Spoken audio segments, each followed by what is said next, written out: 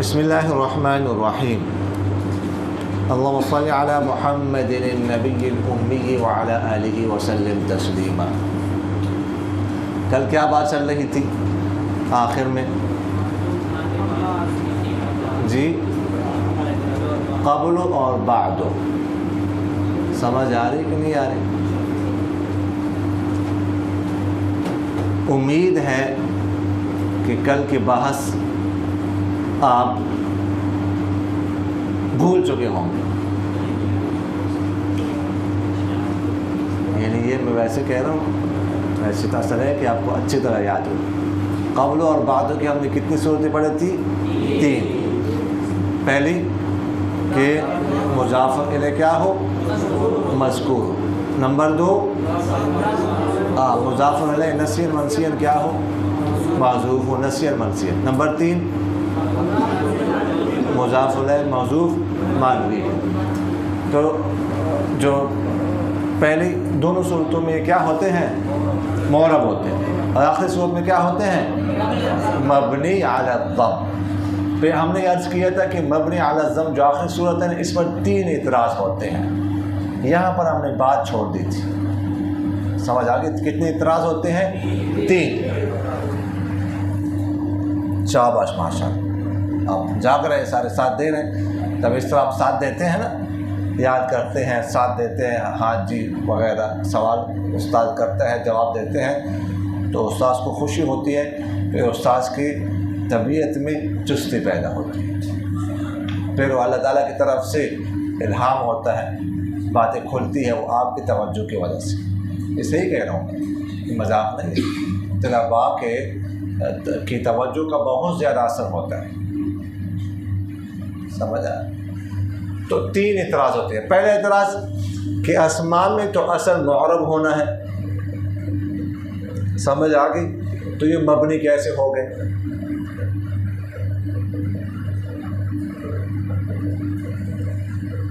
دوسرا اعتراض کہ اگر انہوں نے مبنی ہی ہونا تھا تو پھر مبنی میں تو اصل کیا ہے کہ مبنی علی السکون ہو۔ مبنی میں اصل کیا ہے؟ مبنی علی السکون۔ تو ان کو مبنی علی السکون ہونا چاہیے تھا، نہ کہ مبنی علی الضم۔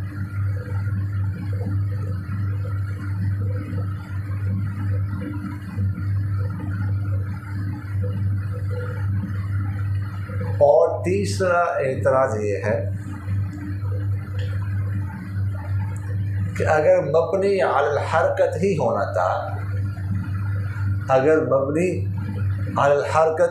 تھا، تو اخف الحرکات کیا ہے؟ فتح ہے، تو مبنی علی الفتح ہونا چاہیے تھا، نہ کہ مبنی علی الضم۔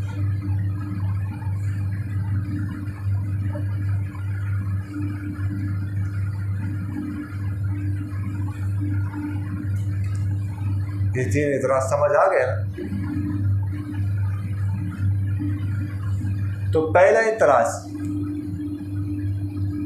کہ یہ مبنی کیوں ہے؟ اسماء میں تو اصل معرب ہونا ہے۔ اس کا جواب یہ ہے کہ جو اسم مبنی الاصل کے مشابہ ہو جائے، جو اسم مبنی الاصل کے مشابہ ہو جائے وہ بھی مبنی کہلاتا ہے۔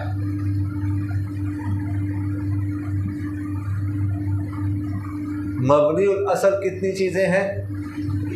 3 چیزیں ہیں۔ نمبر 1 فعل ماضی، نمبر 2 امر حاضر، اور نمبر 3 تمام حروف۔ سمجھ آ رہی کہ نہیں آ رہی؟ تو یہ جو قبل اور بعد ہیں یہ حروف کے مشابہ ہیں، جس طرح باقی حروف باقی حروف کو جب تک آپ کسی اور چیز کے ساتھ نہیں ملائیں گے تو وہ معنی اپنا ان کا معنی جو ہے وہ اپنا سمجھ نہیں آئے گا۔ اسی طرح قبل اور بعد کو بھی اگر آپ کسی اور کے ساتھ نہیں ملائیں گے تو ان کا معنی سمجھ نہیں آئے گا۔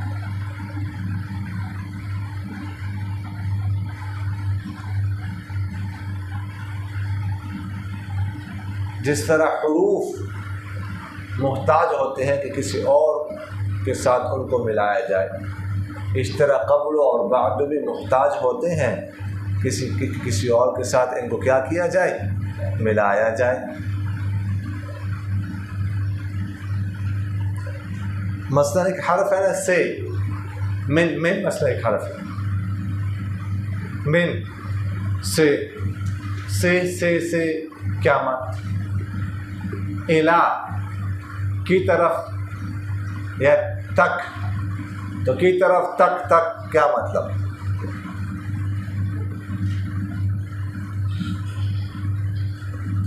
جب تک آپ اس کو جملے کے میں استعمال نہیں کریں گے، آپ یہ نہیں کہیں گے کہ میں مثلا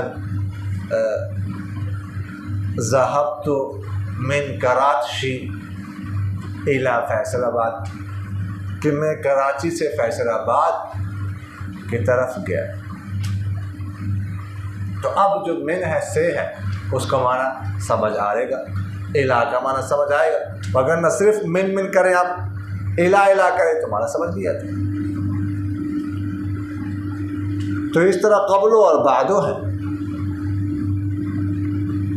قبل پہلے کیا پہلے؟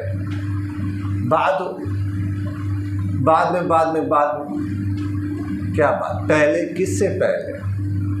بعد میں کس کے بعد؟ جیسے کل ہم نے مثالیں پڑھی ہیں کہ الیوم قبل الغد، آج پہلے ہے کس سے؟ کل سے۔ کل بعد میں ہے کس سے؟ آج سے۔ تو اب معنی سمجھ آئے، وغیرہ تو نہیں سمجھ آ رہا نا۔ تو چونکہ یہ حروف کے مشابہ ہیں اس لیے بھی مبنی ہو گئے۔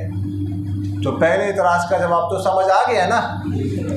دوسرا اعتراض کہ اگر انہوں نے مبنی ہی ہونا تھا تو پھر مبنی میں اصل کیا ہے؟ مبنی علی السکون ہے، نہ کہ مبنی علی الضم، تو پھر ان کو سکون کے ساتھ مبنی ہونا چاہیے تھا۔ تو اس کا جواب یہ ہے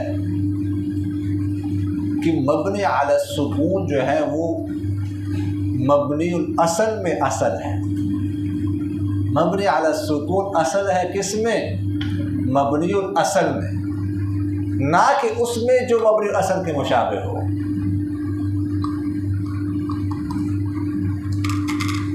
سمجھ آگے کہ نہیں ہے؟ تو یہ تو قبل اور بعد مبنی الاصل تو نہیں ہے بلکہ مبنی الاصل کے مشابہ ہیں، اس لیے ان میں مبنی علی السکون اصل نہیں ہے۔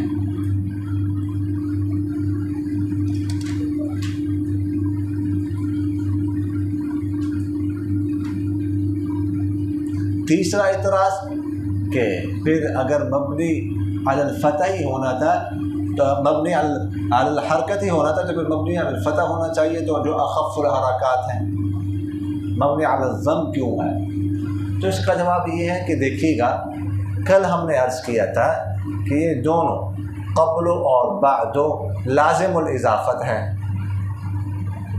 یہ ہمیشہ کے لیے کیا آتے ہیں؟ مضاف آتے ہیں۔ ہم نے اس کی تین صورتیں پڑھی ہیں نا۔ پہلی صورت میں بھی کیا مضاف الیہ کیا مذکور، دوسرے میں موصوف نسیم، تیسری میں موصوف، لیکن مطلب ہے کہ آئیں گے مضاف کی۔ تو چونکہ کیا ہوتے ہیں؟ لازم الاضافت ہے، تو لازم الاضافت ہونے کی وجہ سے ان میں کیا آئی تھی؟ خفت، بہت زیادہ خفت آئی تھی۔ تو اگر مبنی علی الفتح ان کو بناتے تو پہلے سے اس میں ان میں خفت موجود ہے اور زیادہ خفت آتی ہے، تو اس خفت کو کچھ دور کرنے کے لیے ان کو کیا کر دیا؟ مبنی علی الضم۔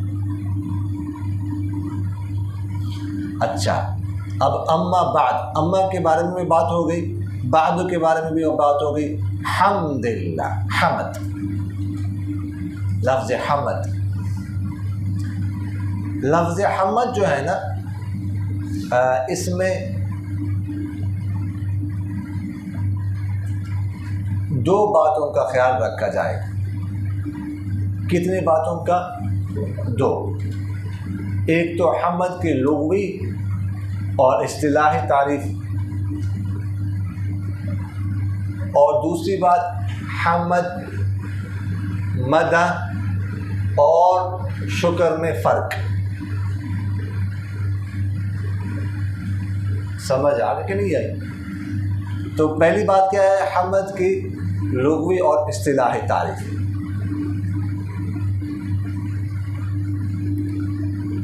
حمد کے لغوی معنی ہے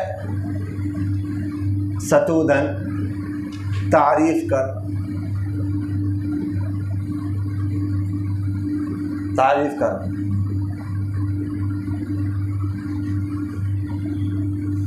حمد کی اصطلاحی تعریف ہے کہ حمد کہتے ہیں هو الثناء باللسان على الجمیل الاختیاری من نعمت او غیرها۔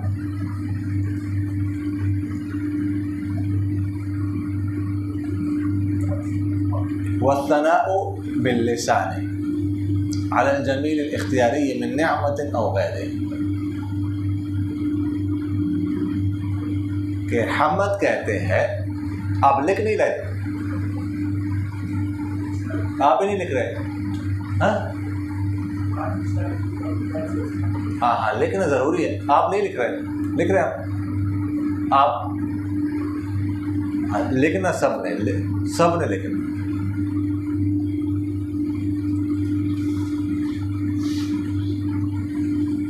کہ وہ حمد کہتے ہیں وہ ثنا کرنا زبان کے ساتھ،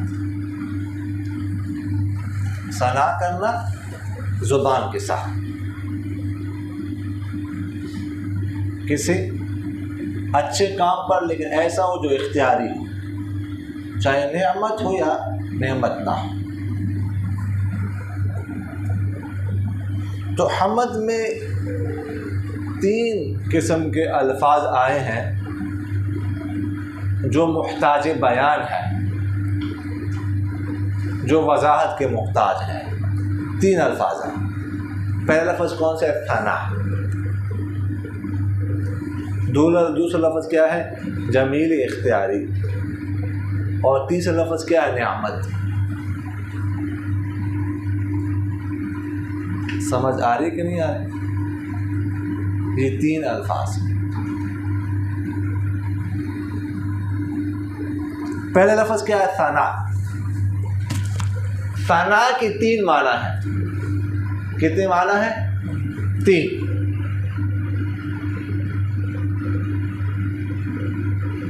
پہلے معنی ثنا کے صفات کمالیہ کو ظاہر کرنا، صفات کمالیہ کو ظاہر کر، ان اچھی صفات کو ظاہر کر۔ جیسے حدیث شریف میں آتے لا، جس کی اس کی طرف اشارہ ملتے ہیں نا، لا احصی ثناء علیک انت کما اثنیت علی نفسک۔ سمجھ آ رہی کہ نہیں آ رہی؟ لا احصی ثناء، میں تو آپ کی تعریف، آپ کی ثنا شمار نہیں کر سکتا، آپ تو ویسے ہی ہیں جیسے آپ نے خود اپنی تعریف کی ہے۔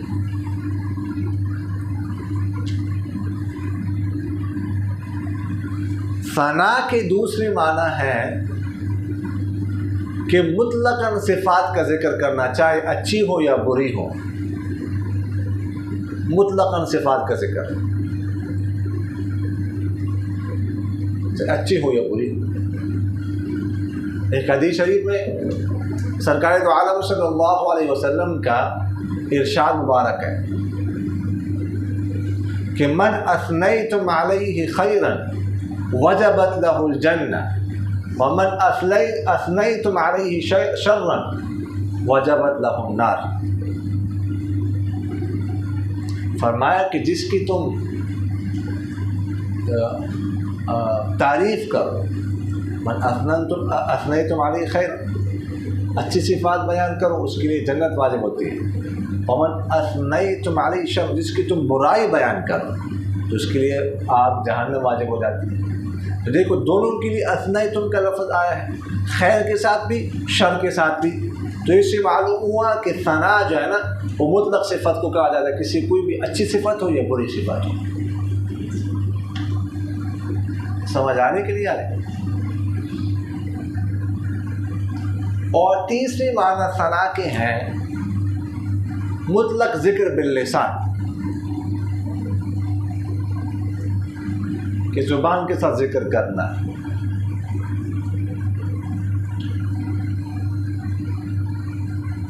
مطلق ذکر باللسان، زبان کے ساتھ کیا کرنا؟ ذکر کرنا کسی بھی چیز کا، وہ ثنا ہے.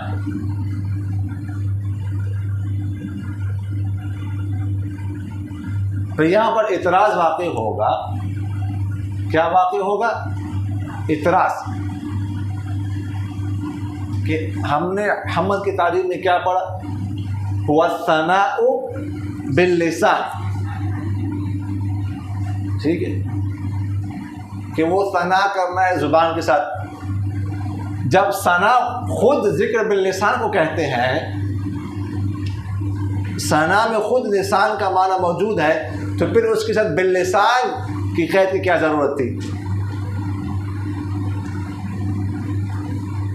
اعتراض سمجھ آ گیا کہ نہیں آیا؟ ثنا کے تیسری معنی ہم نے کیا پڑھے؟ مطلق ذکر باللسان، کہ لسان کے ساتھ کسی بھی، زبان کے ساتھ کسی بھی چیز کا ذکر کرنا. اب اعتراض یہ ہوتا ہے کہ ہم نے جو حمد کی تعریف ہے وہ کیا پڑھی؟ وَالثَّنَاءُ بِاللِّسَانِ، کہ ثنا کرنا زبان کے ساتھ. تو جب ثنا میں لسان کا معنی خود موجود ہے، ثنا کہتی ذکر باللسان کو ہے، تو اس کے بعد باللسان کا لفظ لانا یہ تو تکرار ہے. اور کیا ہے؟ یہ تو تکرار ہی ہے نا، کہ ہو ثنا پہلے ہے کہ وہ ثنا ہوتی باللسان، پھر باللسان. تو باللسان دو دفعہ آ رہا ہے نا اس میں، تو کیونکہ ثنا میں باللسان کا معنی خود موجود ہے، تو تکرار ہے. سمجھ آگے کہ نہیں آئی؟ تو اس کا جواب یہ ہے کہ یہاں پر ثنا کے معنی میں تجرید کی گئی ہے. ویسے تو ثنا مطلق ذکر باللسان کو کہتے ہیں، لیکن یہاں پر حمد کی تعریف میں جو ثنا ہے اس میں تجرید ہوئی ہے. تجرید آپ لوگ جانتے ہیں کہ نہیں جانتے؟ پچھلے سال ترجمہ تفسیر کے سبق میں نے آپ سے یہ عرض کیا تھا کہ تجرید کیسے کہتے ہیں. عرض کیا تھا کہ نہیں کیا تھا؟ امید ہے کہ وہ آپ کو یاد ہوگا. تجرید میں نے آپ سے عرض کیا تھا کہ ایک لفظ ہو، اس کا مرکب معنی ہو، تو اس کو مرکب معنی سے خالی کر کے اس کو مفرد معنی دیا جائے. یہ میں آسان الفاظ میں سمجھا رہا ہوں، جیسے وَلَا تَعْثَوْا فِي الْأَرْضِ مُفْسِدِينَ. تعثوا میں خود کیا ہے؟ معنی موجود ہے فساد کا، فساد مچاتے ہوئے چلنا. لیکن ولا تعثوا آگے پھر ولا تعثوا فی الارض مفسدین، مفسدین میں بھی فساد کا معنی ہے. تو پھر یہاں پر تعثوا سے مراد صرف مطلق چلنا مراد ہے. کیا مطلب تھا اس کا؟ فساد کے ساتھ چلنا. تو مرکب ہو گیا نا فساد اور چلنا، لیکن تجرید ہو گئی. فساد کو یہاں سے اس کو خالی، تجرید کا معنی خالی کر دیا گیا، مجرد کیا گیا. یہاں پر مطلق چلنے کا معنی ہو گیا، اور آگے مفسدین سے فساد مچاتے ہوئے، سمجھ آ گئی نا؟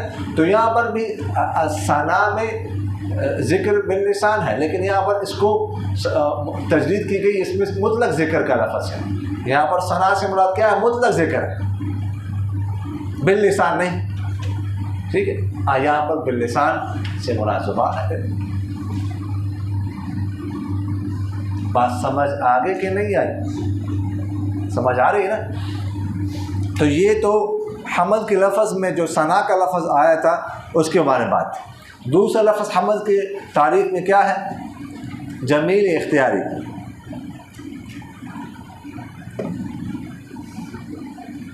جمیل اختیاری کے ساتھ جس طرح ذات متصف ہوتی ہے، اس طرح صفت بھی متصف ہو سکتی ہے۔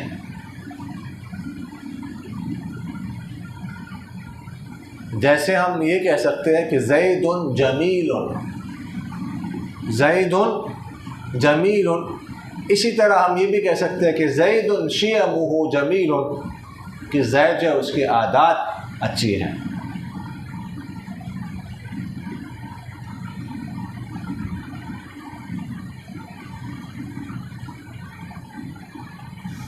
تیسرا لفظ حمد کی تعریف میں کیا ہے؟ نعمت۔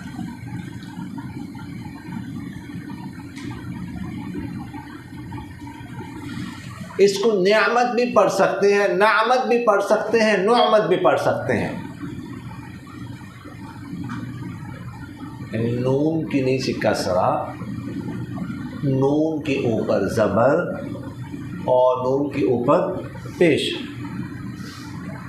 لیکن ہر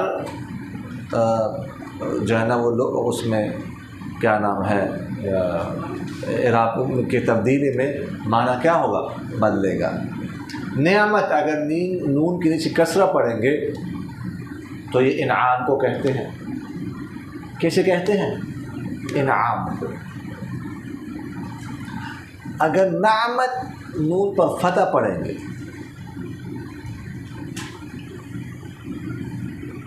تو معنی ہوگا خوشگوار بنانا، خوشگوار بنانا۔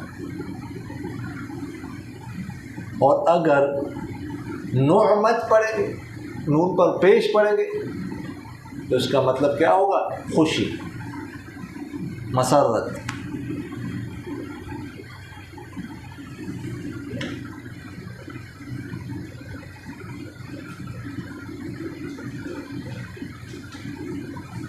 اچھا، تو ہم نے یہ عرض کیا تھا نا حمد کی تعریف میں کہ دو باتوں کا خیال رکھنے کی، تو تعریف، دوسرا حمد مدح اور شکر میں کے درمیان کے فرق اور نسبت۔ تو فرق اور نسبت معلوم کرنے کے لیے پھر ہمیں مدح اور شکر کی تعریف بھی کرنی پڑے گی۔ تو مدح کسے کہتے ہیں؟ مدح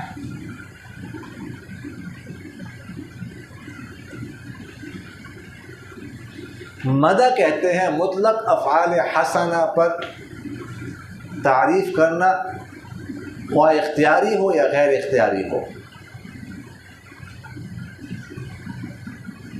افعال حسنہ پر کیا کرنا؟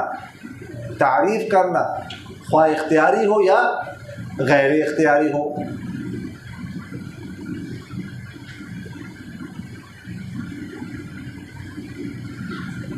ٹھیک ہو گیا؟ اب جب یہ تعریف کی نا، اس میں اختیاری کی قید ہم نے لگائی ہے حمد میں، یہاں پر مدح میں اختیاری کی قید نہیں ہے۔ تو اب آپ کو فرق بھی سمجھ آ گیا، اور چونکہ آپ لوگوں نے منطق پڑھی ہے یا کہ پھاڑی ہے، یا اس کی پھاڑی تو نہیں ہے، تو آپ لوگوں کو نسبت سمجھ آ گئی کہ نسبت کیا ہے حمد اور مدح میں۔ کیا ہے نسبت؟ عموم خصوص مطلق کی،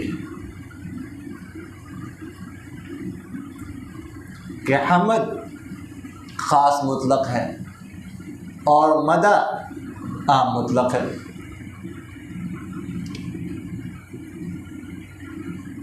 تو حمد جہاں پر ہوگی وہاں پر مدح بھی ہوگی، کیونکہ مدح اختیاری غیر اختیار دونوں پر ہوتی ہے، لیکن جہاں پر مدح پائی جائے گی وہاں پر حمد کا پایا جانا ضروری نہیں ہے۔ سمجھ آ رہی کہ نہیں یار؟ عموم خصوص مطلق تو آپ لوگ سمجھتے ہو، کتنی نسبتیں ہیں؟ 4۔ کون کون سی ہیں؟ تساوی، تباین، عموم خصوص مطلق اور عموم خصوص من وجہ۔ تو منطق آتے ہیں آپ کو سب کو یاد؟ چھا گئے؟ کی خیال؟ باقی قطب شریف میں نمبروں کے بارے میں نے نہیں پوچھنا، بس اتنے ہی کافی۔ سمجھ آ رہی کہ نہیں یار؟ اچھا، یہ تو ان کے درمیان۔ اب حمد اور شکر کے درمیان نسبت کیا ہے؟ تو یہ معلوم کرنے کے لیے ہمیں شکر کی تعریف کرنی پڑے گی کہ شکر کیسے کہتے ہیں۔ شکر کے ایک تو لغوی معنی ہے اور دوسری اصطلاحی تعریف ہے۔ شکر کی لغوی معنی کیا ہے؟ شکر کہتے ہیں فعل ينبئ عن تعظیم المنعم، فعل ينبئ عن تعظیم المنعم، کہ شکر یہ لغوی تعریف ہے۔ شکر ایسا فعل ہوتا ہے، ایسا فعل ہے جو منعم، جو انعام کرنے والا ہے اس کی تعظیم پر دلالت کرے، ایسا انداز، ایسی ادا اختیار کرنا جو منعم کی تعظیم پر کیا کرے؟ دلالت کرے، خبر دے اس کے بارے میں۔ یہ ہے اس کی شکر کی لغوی معنی۔ اور اصطلاحی تعریف شکر کے ہے کہ جو اللہ تعالیٰ کے انعامات ہیں، اللہ تعالیٰ کے انعامات کو ان کی جگہ پر، ان کی جگہ میں استعمال کرنا، صرف کرنا، یہ شکر کی اصطلاحی تعریف ہے۔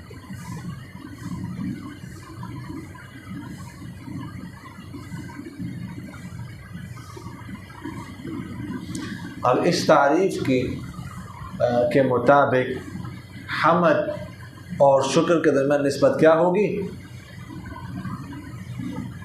عموم خصوص من وجہ۔ سمجھ آ گئی؟ حمد اور شکر کے درمیان نسبت کیا ہوگی؟ عموم خصوص من وجہ کی ہوگی۔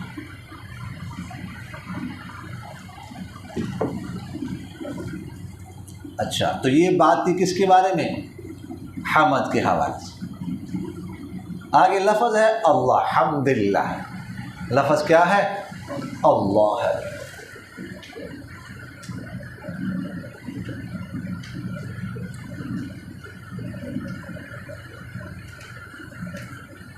لفظ اللہ کے لفظ اللہ کیا ہے؟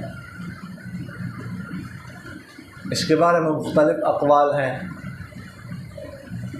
بعض حضرات کی رائے یہ ہے کہ اس میں عالم ہے،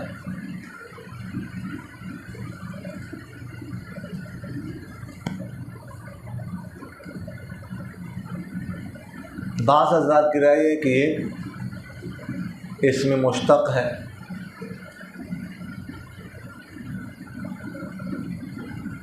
بعض حضرات کہتے ہیں صفت مشتقہ ہے، اس میں جنس وغیرہ۔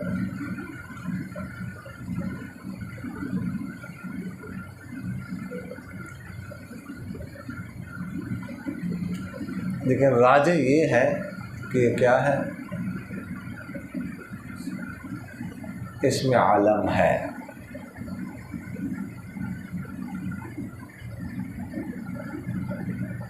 سمجھ آ گئی؟ کل اس کے بارے میں عرض کیا تھا کہ اللہ کس کو کہتے ہیں؟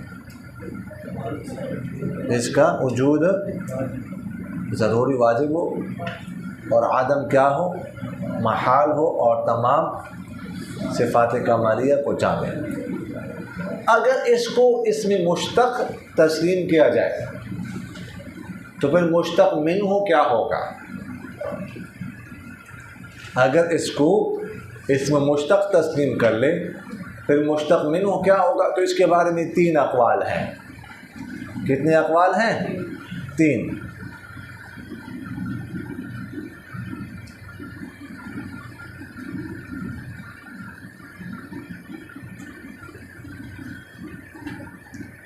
پہلا قول یہ ہے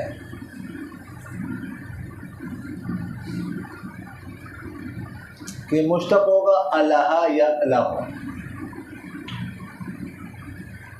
الہ یا الہ، الہتاً الوہتاً الوہیتاً باب فتح حاصل، الہ یا الہ، الہتاً الوہتاً الوہیتاً مصدر آیا بمعنی بندگی کرنا۔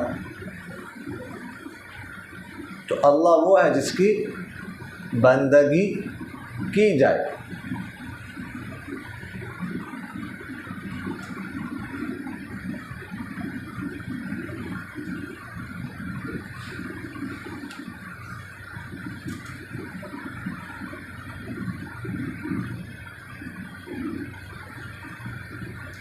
دوسرا قول یہ ہے کہ یہ باب سمع سے الہ یا الہ، الہ یا الہ، الہ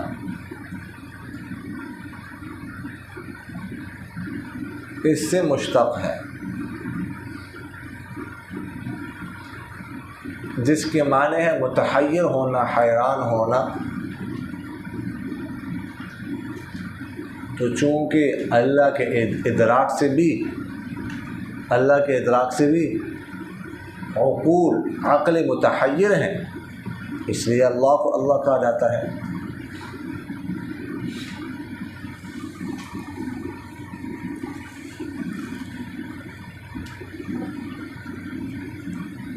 تیسرا قول یہ ہے کہ لاہ یلوہ لوحتاً، باب نصرہ سے،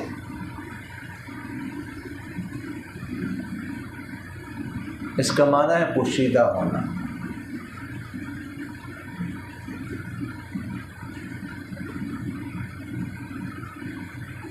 تو اللہ کی ذات بھی ہمارے آنکھوں سے کیا ہے؟ پوشیدہ ہے۔ اس وجہ سے اللہ کو اللہ کہا جاتا ہے۔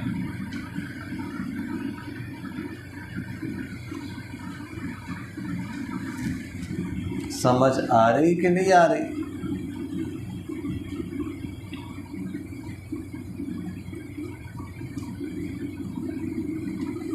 اچھا، اللہ اگلا لفظ ہے علی نوالہ،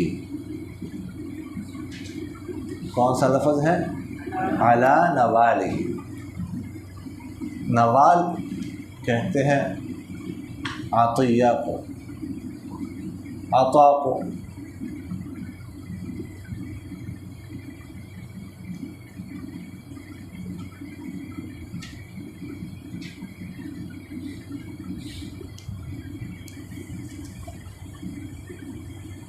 سمجھ آ رہی کہ نہیں آ رہی؟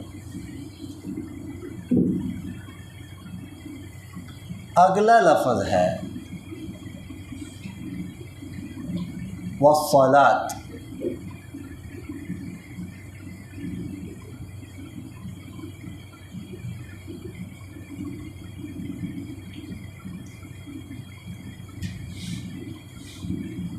صلاۃ کا لفظ جو ہے نا، اس کے کیا معنی ہیں؟ تو اس کے بارے میں 2 قول ہیں۔ کتنے قول ہیں؟ 2۔ ایک قول ہے جمہور حضرات کا، ایک قول ہے جمہور حضرات کا۔ وہ فرماتے ہیں کہ صلاۃ اصل میں کیا تھا؟ صلوۃ، اصل میں کیا تھا؟ صلوۃ۔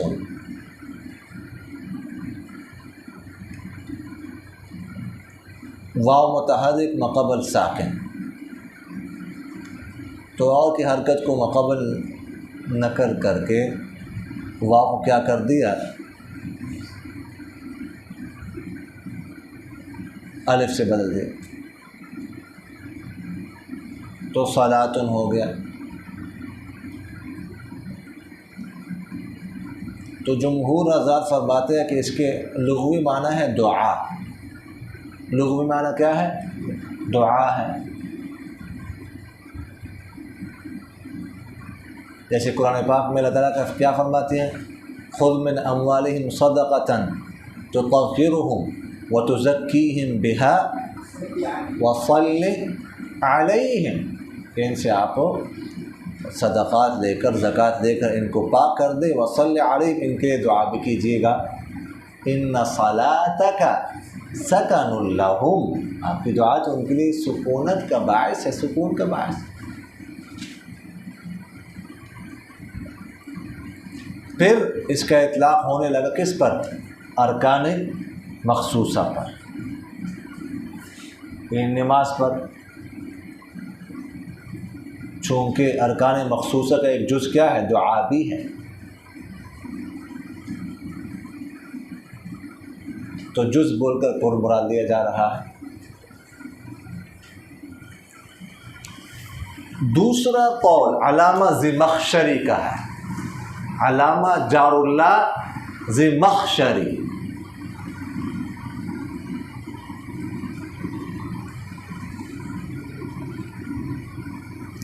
یہ فروع میں تو حنفی ہے، اصول میں معتزلی ہیں۔ یہ فرماتے ہیں کہ اس صلاۃ کے معنی ہے سرین کو حرکت دینا، سرین کو کیا کرنا؟ حرکت دینا، چونکہ نماز میں بھی، ارکان مخصوص میں بھی سرین کو حرکت دی جاتی ہے، اس لیے اس کو صلاۃ کہنے لگے۔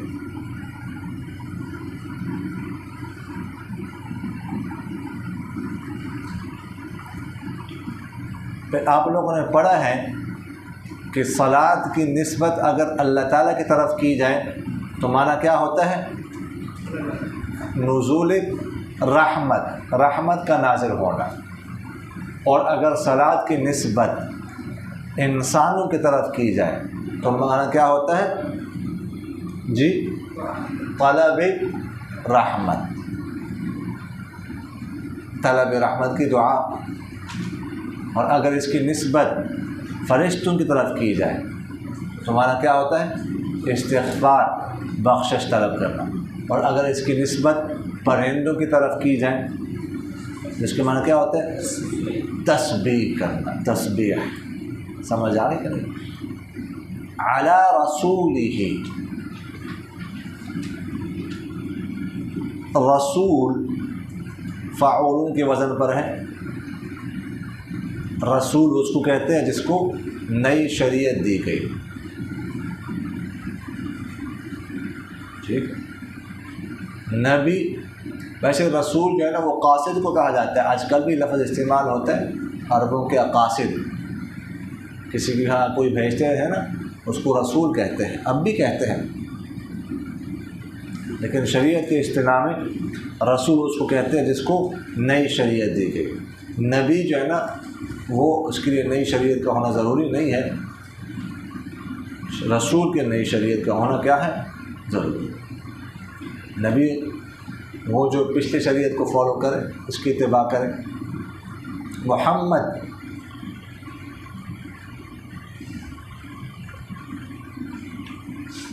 محمد اسم مفعول کا صیغہ ہے، اس کی تعریف کی گئی۔ آپ صلی اللہ علیہ وسلم کا نام محمد بھی، احمد بھی ہے۔ محمد اس کی کیا تعریف کی گئی؟ احمد جو اس میں تفضیل کا صیغہ ہے، زیادہ تعریف کرنے والا۔ تو آپ صلی اللہ علیہ وسلم کا نام آسمانوں میں احمد ہے، زمین میں محمد ہے۔ تورات میں احمد ہے، محمد ہے، اور انجیل میں احمد۔ تورات میں محمد، انجیل میں احمد۔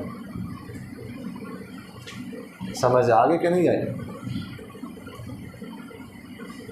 جیسے عیسیٰ علیہ السلام کا ذکر 28ویں پارے میں ہے، من بعد اسمہ احمد۔ وہ آل کا جو لفظ ہے نا، آل،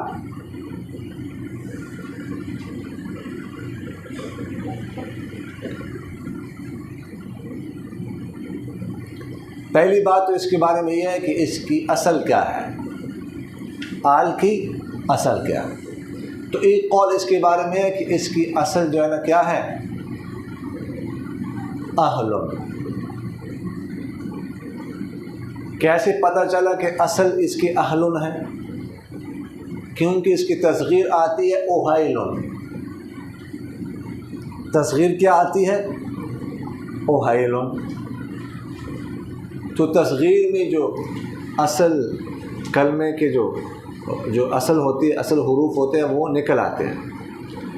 تو تصغیر میں ہا پڑھی جا رہی ہے، اس سے معلوم ہوا کہ ہا اس کی اصل میں موجود ہے، اس وجہ سے کہتے ہیں اہلن۔ تو اصل اس کی کیا ہے؟ اہلن ہے۔ پھر ہا کو کیا کر دیا؟ الف سے بدل کر آلن بن گیا، اہلن سے آلن۔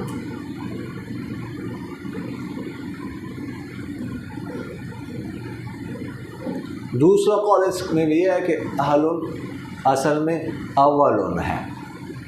اصل میں کیا تھا؟ اولن، اولن، واو کو الف سے بدل دیا، آلن بن گیا۔ سمجھ آگے کہ نہیں ہے؟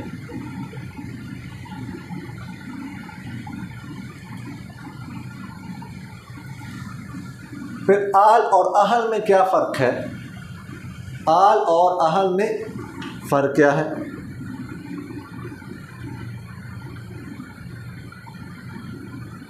تو آلن اشراف کو کہتے ہیں، اشراف کو، چاہے وہ شرافت دنیاوی ہو یا اخروی ہو۔ آلن کس کو کہتے ہیں؟ ایک قول یہ ہے کہ آلن کس کو کہتے ہیں؟ اشراف، چاہے وہ شرافت دنیاوی ہو یا اخروی ہو۔ دنیاوی شرافت جیسے آل فرعون، آل فرعون، اخروی شرافت جیسے آل محمد۔ آپ صلی اللہ علیہ وسلم میں دونوں شرافتیں ہیں، دنیا میں بھی اخروی بھی۔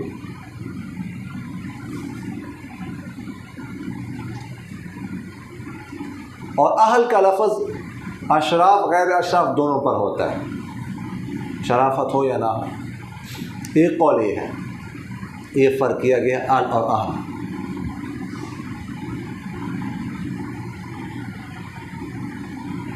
دوسرا قول یہ ہے کہ آلن کا اطلاق ہوتا ہے ذوی العقول پر، اور اہل کا اطلاق ذوی العقول غیر ذوی العقول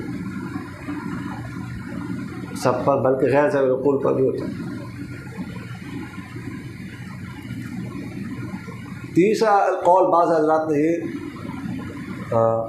اختیار کیا ہے کہ آل کا اطلاق سے مذکر پر ہوتا ہے اور اہل کا سب پر، مذکر مؤنث ہوتا ہے۔ پھر آل محمد سے مراد کون ہے؟ آل محمد سے مراد کون ہے؟ تو امام ابو حنیفہ رحمہ اللہ فرماتے ہیں کہ آل محمد سے مراد وہ لوگ ہیں جن کو زکوٰۃ نہیں دے سکتے اور مال غنیمت میں ان کا حصہ کیا ہے؟ مقرر ہے۔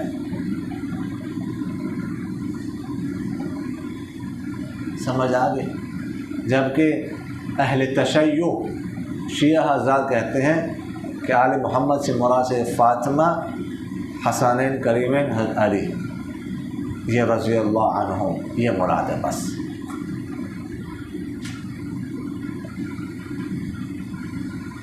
بعض حضرات کہتے ہیں کہ آل محمد میں مراد سارے جتنے بھی مسلمان متقی لوگ ہیں وہ شامل ہیں۔